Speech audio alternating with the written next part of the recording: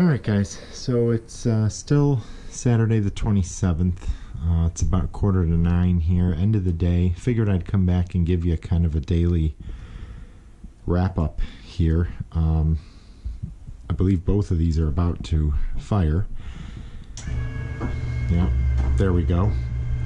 That is the staple up. But anyway, I just thought I'd do a quick video and basically show you guys what I ended up with and how it's been working out.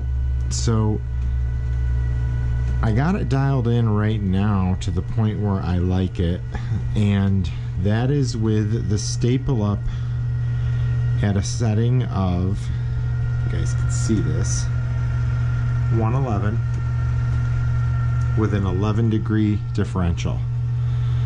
So as you just saw, when it gets down to 100, okay, it kicks on, opens the three-way valve, heaters come on, you'll start to see this supply temperature jump up.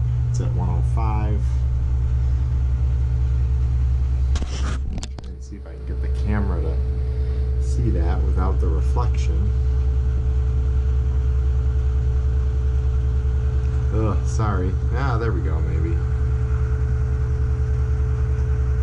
So you'll see as that supply temperature grows, watch the wattage in the gallons per minute.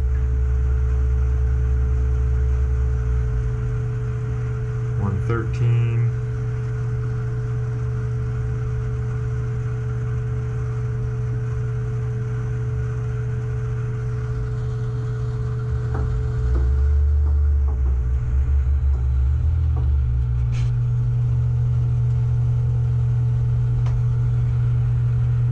We're up to 20 watts, 7 gallons a minute. The return is still 98.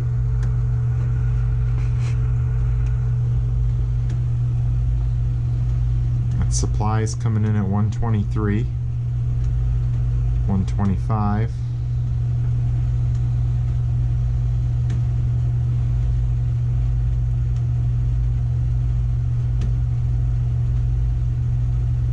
And now we're pretty much maxed out on these pumps. 57 watts, 7 gallons a minute. So I can also pull up the BTU load here and our incoming water temperature. So we're using about 56,000 BTUs, 126 coming in, 140 going out, 3.8 gallons a minute, just like it does with the Snowmelt. So what I've discovered is that with a aquastat set to a set point of 111 on the return, that gives me a nice floor temperature everywhere where there's staple up of around 82 degrees, which is perfect. Might even be a little bit too hot, especially in the master bedroom. The Ecobee sensor's reading like 71 or 72 in there, which, you know, normally that master bedroom, it was an addition, even though I ran very nice insulated supplies and everything to it, all taped and masticed and everything. That room was still always a little chilly. Now it's actually a little warm, but at night I would almost prefer it a little colder. But with this system, you don't do setback or anything like this. So another thing I didn't really address earlier with regards to the whole continuous circulation thing is the whole concept of not having thermostats. So this system, for me, it's only floor warming, but for you guys, it could be heating, it could be whatever you want it to be. But this type of system, I have no thermostats anywhere that control this. I mean, the only thermostat is an aquastat on the return. So some of you might ask, well, what controls the temperature in the room. And that is all done by this aquastat and the return glycol temperature. So if you think about it, this is continuously circulating glycol or water. You know, in my case it's glycol, but if you guys didn't have the snowmelt aspect, it could just be water through the floors of my house. Now today, right now, it's 34 degrees out. Okay? When it drops to 20 or 10 degrees, the rooms in my house are going to lose heat to the outside quicker than they would at 34 degrees. Okay, so the quicker that the rooms dump their heat, because you know heat is always trying to move to cold, so even though the house is very well insulated, you know, if it was perfect, I wouldn't need to ever add more heat, it would just stay. But heat is always escaping the envelope, and as it does that, it is going to do that faster the colder it is outside. Hopefully this makes sense. So the faster that the rooms lose heat, the faster that the aquastat is going to get to its firing point. Okay, so does that make sense? You know, if it's only 40 degrees outside, then this might circulate for 45 minutes before it needs more heat, because it's just not losing that much heat to the outside. Now when it's 5 degrees outside, this might only be able to circulate for 10 minutes, 5 minutes before it needs more heat, because the heat loss in those rooms is greater at that time. You're losing more heat from the master bedroom, from the master bathroom, from the kitchen. You're losing heat quicker on those colder days. So there are no room thermostats that tell the system when to turn on and when to turn off. It's all done by the water temperature, or in my case the glycol temperature, coming back from the house, from the zone, which is for me the floors, the walls, whatever it's going to. That's what it's coming back from and what it's reading. So hopefully that makes sense. If it doesn't, hit me up in the comments. I can try to explain it a little better, or I can make another video and try to really dig into that. But there's some really good articles out there on continuous circulation, and it works. Man, the heat up there, I wish you guys were here where I could just show you. It is a nice, even, comfortable heat everywhere. It's amazing. So same thing with the slabs. Where I ended up with the slabs was 85 degrees with a 15 degree delta T. Okay, so when that hits 70, it's going to turn on the slabs, and that is giving me, for example, in the garage right now, I always have the Resners set to 58, like I mentioned earlier. Those haven't been on all day. And I have 2 thermostats in the garage. There's one on the actual LiftMaster garage door opener right at the front of the garage, and there's one on the actual thermostat for the Resnor in the back of the garage. Now, in the front of the garage, I'll throw an image up here in this video.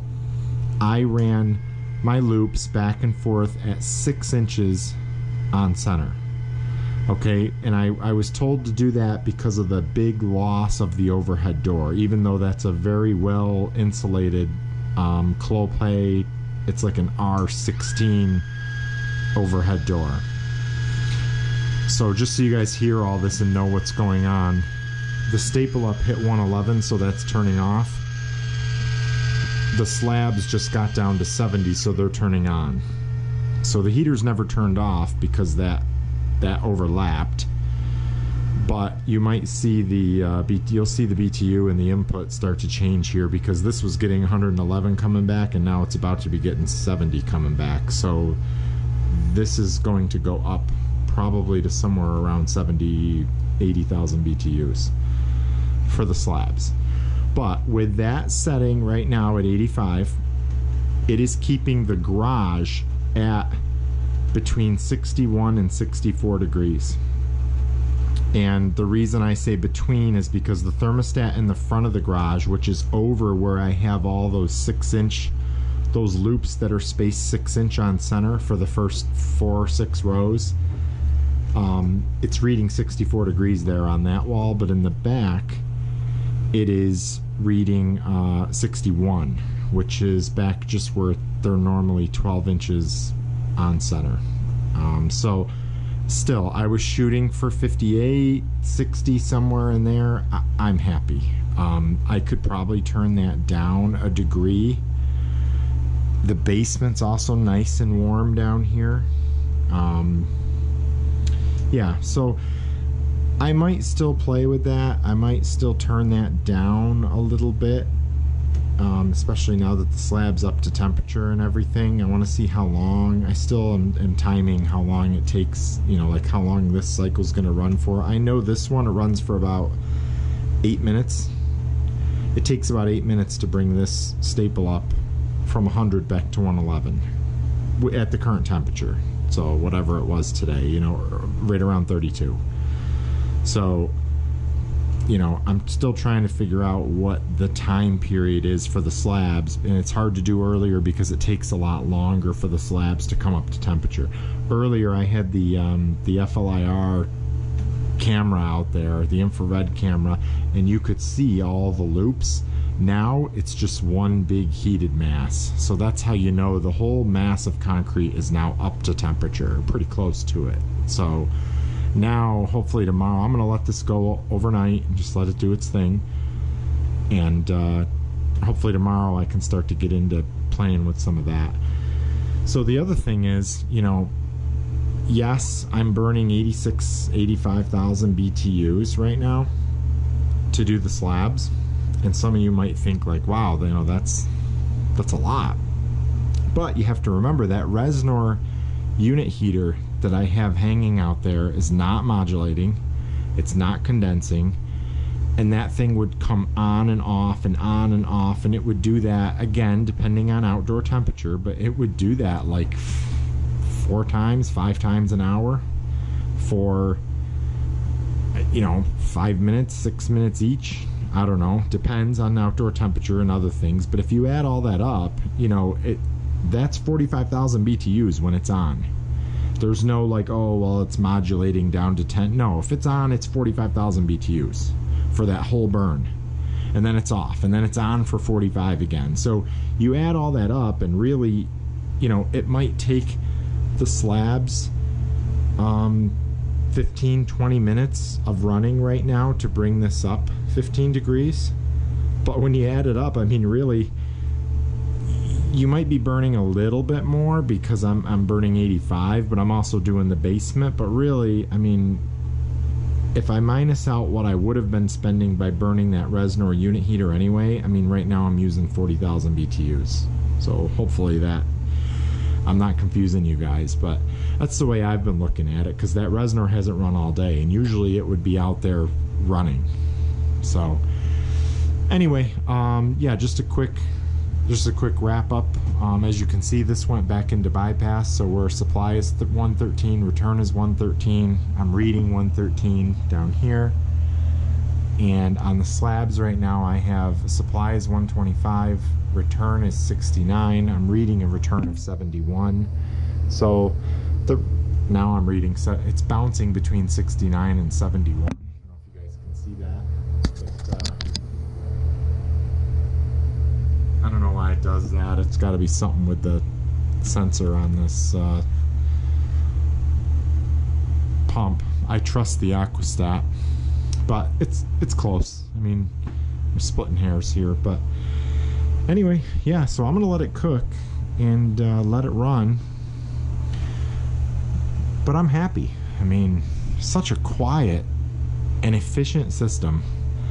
There's no sound of the furnace kicking on and pushing air. I mean, there still is in the house, because I have a lot of rooms in the house that aren't heated with radiant. I wish the whole house was radiant. I didn't even need to use the furnace, but like I said, the house was built in the 20s, and it is what it is. The rooms that I could add it to, I did. I still can do the rest of the first floor from the basement because the basement's not finished, but maybe someday.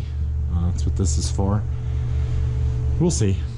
But anyway, yeah, so far so good, guys. Any questions, hit me up in the comments. If you like this, hit that like and subscribe, and yeah, thanks for hanging out with me and playing with some hydronics. See you next time. Okay guys, I'm back here. It's about a week later, actually. Today is Monday, March 8th. It's about 7:30 in the morning here, 7:35. I don't have a lot of time. I gotta get going to work, but wanted to give you guys a quick update on where I ended up with the settings after dialing it in for a week solid, and I'm still dialing it in. But what I ended up doing after that Sunday, I think I had the aquastat for the staple up set somewhere around 111 and with a 10-degree differential, and I ended up finding out that's too hot, believe it or not, and it was too close.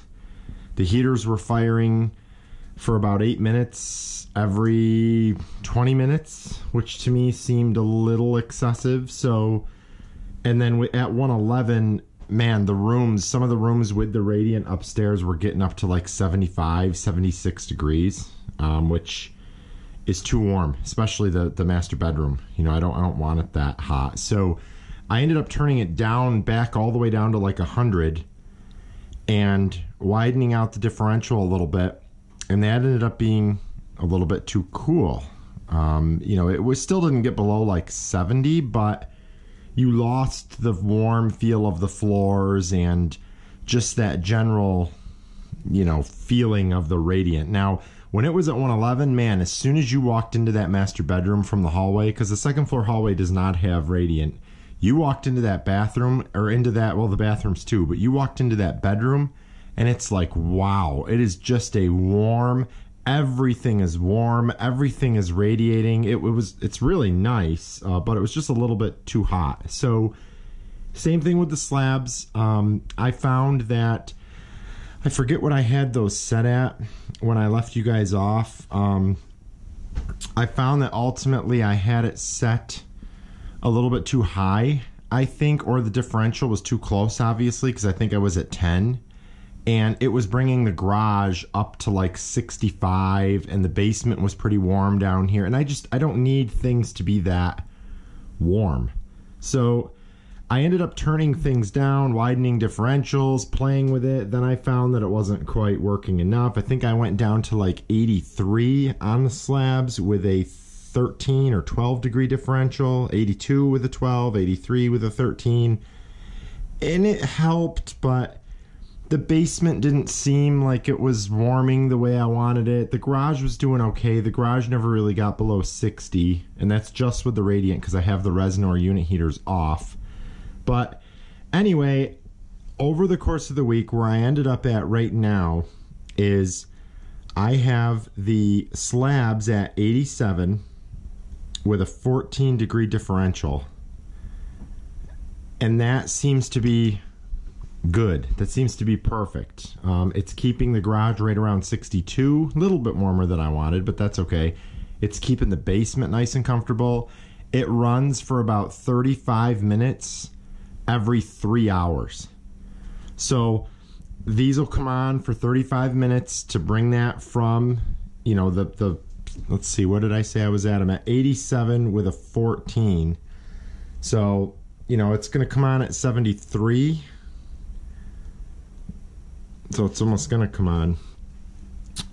But it takes a good 30, 35, even 40 minutes to bring the slabs back from 73 to 87. But then it takes 3 hours for it to cool back down to 73, if that makes sense. So it works. It works great. I like that setting with the staple up. I ended up at a setting of 108 with also with a 14 degree differential. And that seems to work well as well. Now, one other thing I had to do was down here on the manifolds, I really ended up choking down the supply to the master bedroom floors, and you can kind of see it right now a little bit. Like, I've got these, they're not off, but they are choked way down for these bedroom floors, because I just found that our master bedroom is just getting too warm. You know, for sleeping, I don't know, we like it a little cooler, but for sleeping I wanted it cooler, and that seems to have worked. It's cut back in the amount of heat that can go to the master bedroom while still letting the first floor and everything else do its thing. So like I said, the slabs just hit 73, so that valve is opening. The heaters are on. Now another neat, I shouldn't say neat, but another thing I noticed was, as you can tell right now, these heaters just turned on, right?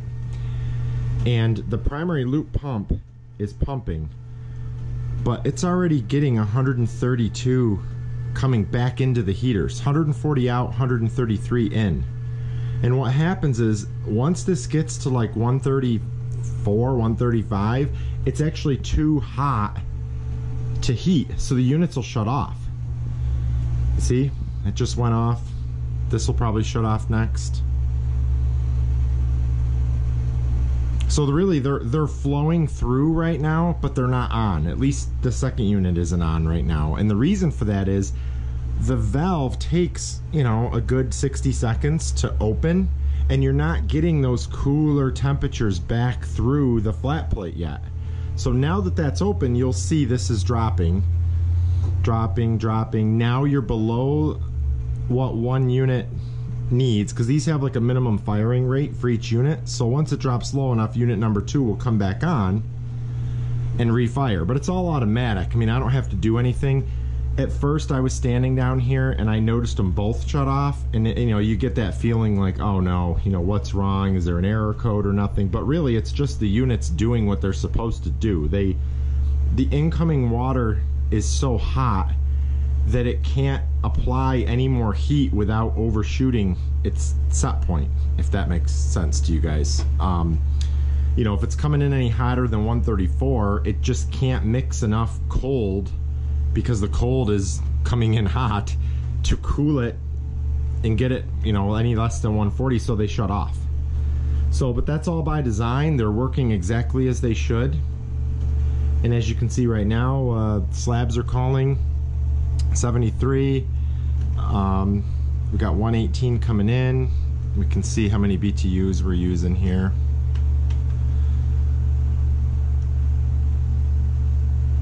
About 80,000 BTUs.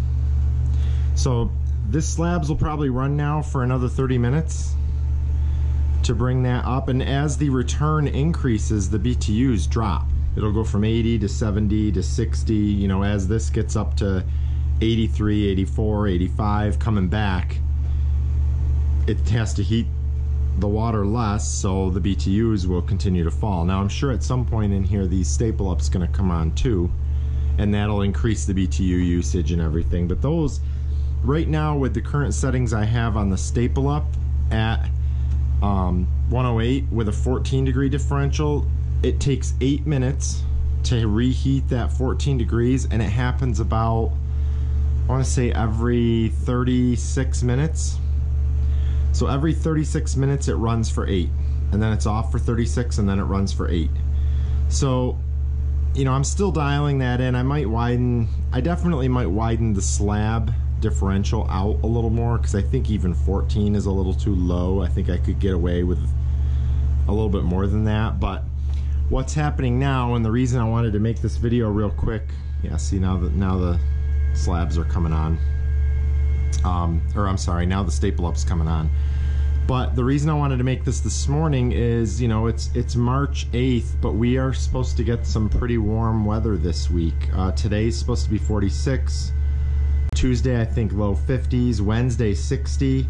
So I'm to the point where I don't think I'm probably going to have to shut this down. You know, if you had a boiler, if I didn't have tankless units and I had a regular modulating condensing boiler with outdoor reset, it would go into warm weather shutdown at, like, you know, 50, 55, I believe, you know, so outside temperature.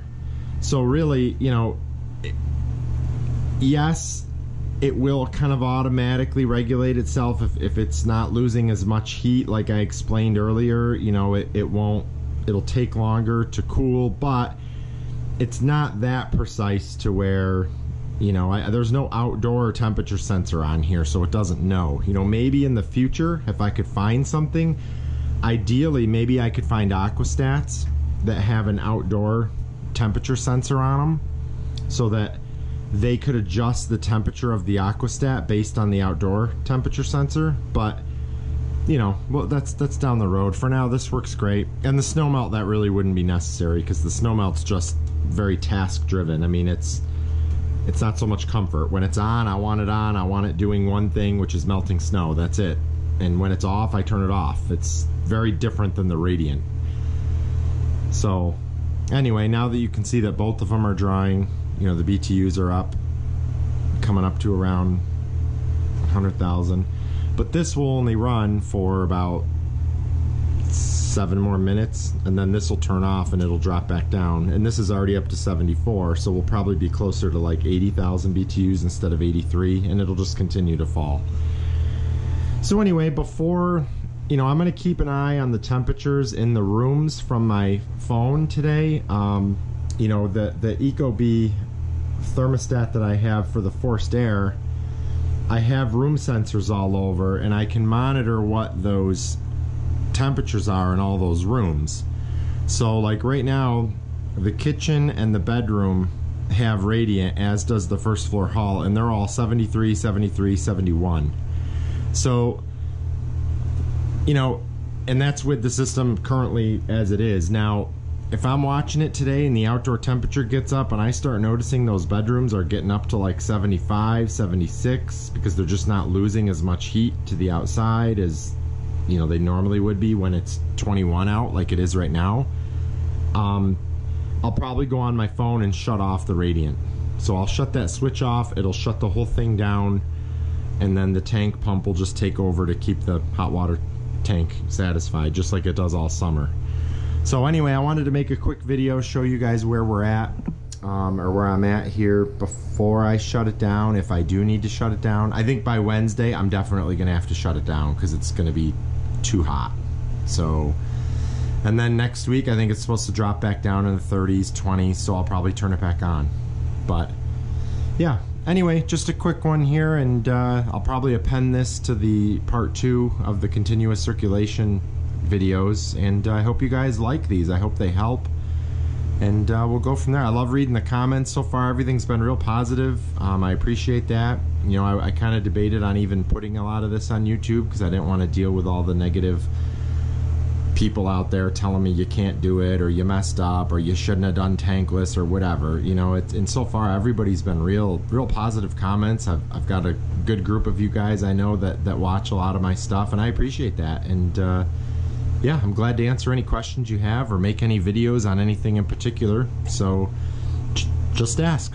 All right, guys. Thanks. The reason the ladder's here, real quick, I was insulating all of the PEX lines that are underneath my refrigerator, and I don't know if that really, you know, that was kind of always in my plans, but we have one of those Samsung 4-door refrigerators, and it's been a great fridge, but you know, why, you know, it's tight. The cabinet was built right for that fridge, and I'm thinking, like, why pump a bunch of heat underneath that refrigerator when it's just got to then work harder to expel that heat? So I went ahead and insulated all the lines under where the fridge is in the kitchen, which is like over there. So, you know, this is in front of the fridge, so I left that. But yeah, that's why the ladder's sitting here, and I was messing around with that this weekend to just try to prevent that. Another thing I want to do is we have a full-size stand-up freezer down here in the basement, over in another part of the basement. I think it's okay. I mean, the floors aren't that warm.